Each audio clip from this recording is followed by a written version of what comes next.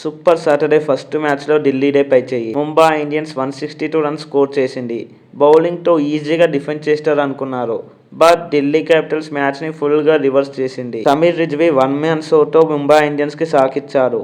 ఇంట్రెస్టింగ్గా 10 ఓవర్స్ తర్వాత రెండు టీమ్స్ స్కోర్ కూడా సేమ్గా ఉన్నాయి.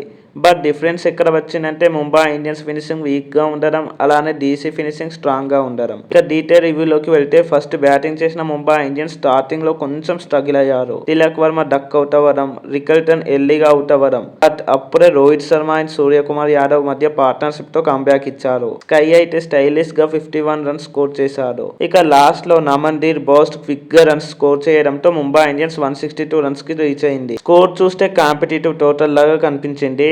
ఇక చేస్ స్టార్ట్ చేసిన ఢిల్లీ క్యాపిటల్కి స్టార్టింగ్లోనే shock. KL Rahul out, Nitish Rana 0కి అవుట్.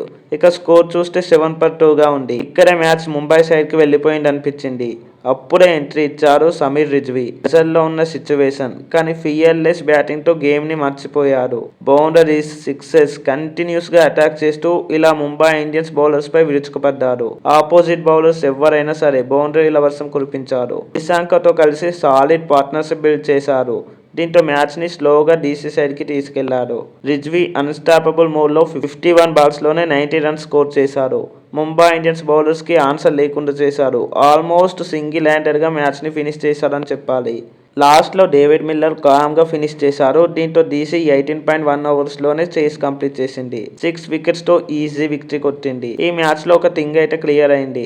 అది ఏంటంటే ప్రెజర్లో ఫియర్లెస్గా ఆడితే మ్యాచ్ని ఒక్కడే మార్చగలరని. ఈ వీడియో నచ్చితే లైక్, షేర్ అండ్ సబ్స్క్రైబ్ చేయండి. మరో వీడియోతో మళ్ళీ కలుద్దాం. Thanks for watching. జై హింద్.